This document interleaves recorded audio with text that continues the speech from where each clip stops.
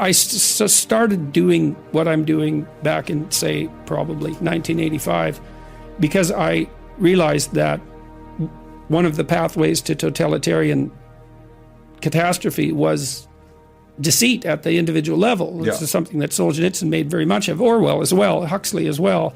These great thinkers concluded in the aftermath of these totalitarian catastrophes that there was an integral link between pathology at the individual level, which was fundamentally the willingness to use deceit in an instrumental manner. I'll lie to you to get what I want, and authoritarian catastrophe, and that it was a direct causal link. And I actually buy that argument. I think that's literally true. And so partly what I'm doing, I hope, is helping people walk through thinking about why telling the truth is a good idea. Not only for them, not as a top-down, shake your finger moral injunction, don't lie, you shouldn't lie, but in a detailed manner to explain the relationship between the instrumental use of deceit and the collapse of civilizations. And that connection is way closer than people think. You know, so one person influences 1,000 people, for sure, in their lifetime, and sometimes a lot more than that. And 1,000, you know, the next rung out from that, 1,000 times 1,000 is 1,000,000, and the next rung out from that is 1,000,000,000. And so you're always at the center of a concentric circle that 2 rungs out contains 1,000,000,000 people. Well, it turns out that what you do matters. And basically what I'm doing, as I hope, is touring and talking to people face to face in these lectures, for example, and making the case that it's a terrifying case. Everyone says, well, we want meaning in our life. Do you now? Do you now? Because you might ask yourself, what's the more threatening possibility? That nothing you do matters, which means you can pretty much do whatever you want. That's the upside of that nihilistic claim, no responsibility, right? And why not pursue narrow-focused hedonism, since nothing matters anyways? So that's the shadow of nihilism. Or everything you do matters. And it's a lot more terrifying to contemplate that, is that you will be held accountable for everything you do. And I believe that firmly, partly as a consequence of my clinical experience. I never saw any one of my clinical clients ever get away with anything, even once. And you think, well, people get away with things all the time. It's like, no, they don't.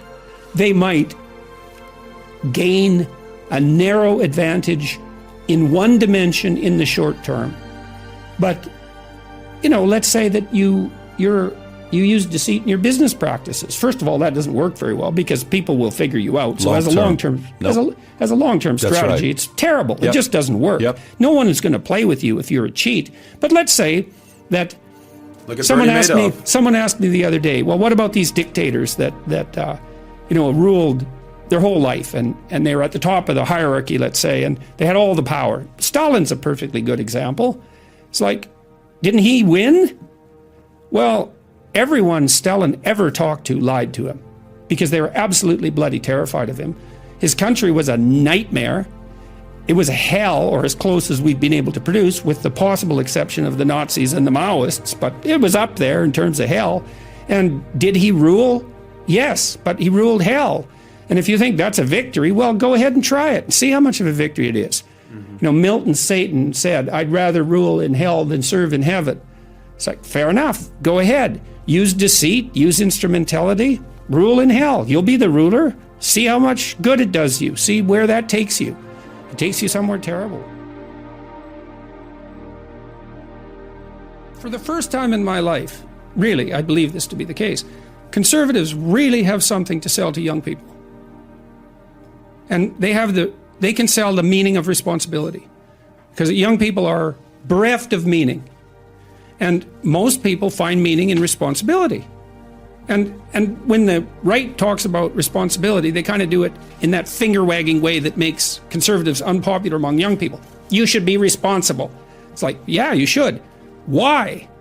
Well, because your life is chaotic and meaningless, and you're stuck in this juvenile surreality, and it's really painful for you, and you're anxious and aimless and goalless.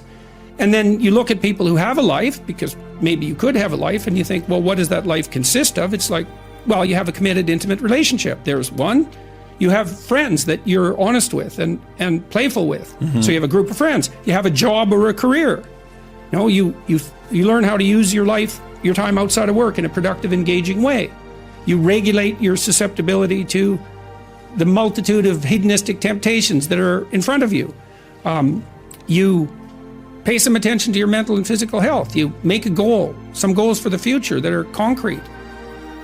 Well, there's 7 things you can do. They're all responsible things. Why? Because then your life will have some meaning. Now, you might say, well, what's the ultimate meaning? It's like, get those things straight first.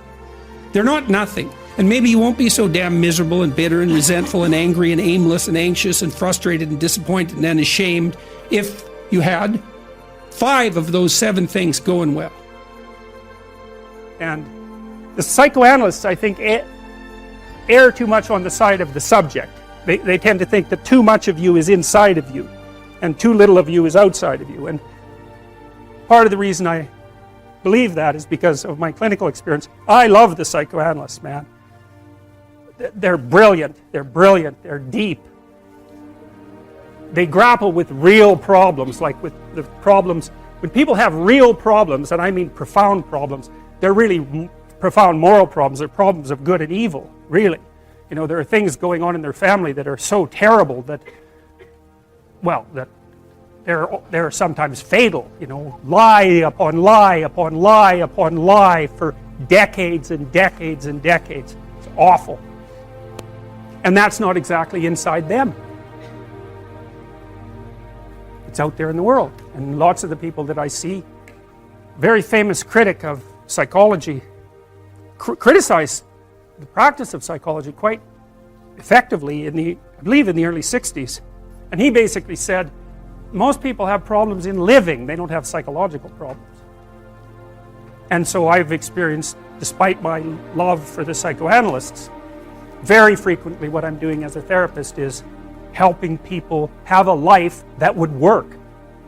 And you can parameterize that. It's like, what do you need?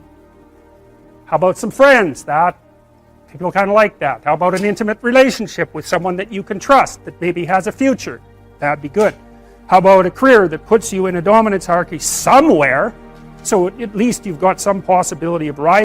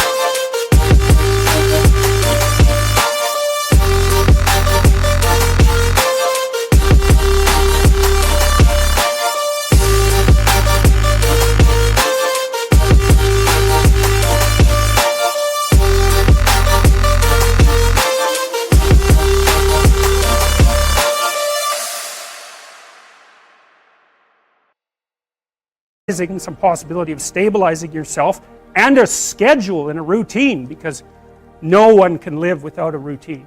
You just forget that. If you guys don't have a routine, I would recommend, like, you get one going, because you cannot be mentally healthy without a routine.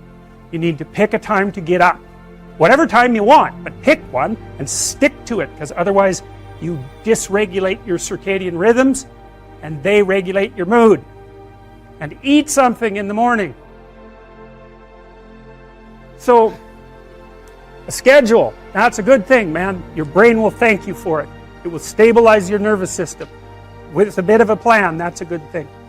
You need a career, you need something productive to do with your time. You need to regulate your use of drugs and alcohol, most particularly alcohol, because that does in a lot of people. You need a family, like the family you have, your parents and all that. It'd be nice if you all got along, you could work on that. That's a good thing to work on. And then, you know, you probably need children at some point, and that's life. That's what life is. And if you're missing, you know, you may have a good reason to not be operating on one of those dimensions. It's not mandatory, but I can tell you that if you're not operating reasonably well on 4, I think I mentioned 6, if you're not operating reasonably well on at least 3 of them, there's no way you're going to be psychologically thriving. And that's more pragmatic in some sense than psychological, right? Human beings have a nature. There's things we need. And if we have them, well, that's good. And if we don't have them, well, then we feel the lack. And so behaviorists, behavioral psychologists concentrate a lot more on that sort of thing. You know, it's practical. It's like strategizing. Make a career plan. Figure out how to negotiate, because that's bloody important. Figure out how to say what you need. Figure out how to tell the truth to people. Figure out how to listen to your partner in particular.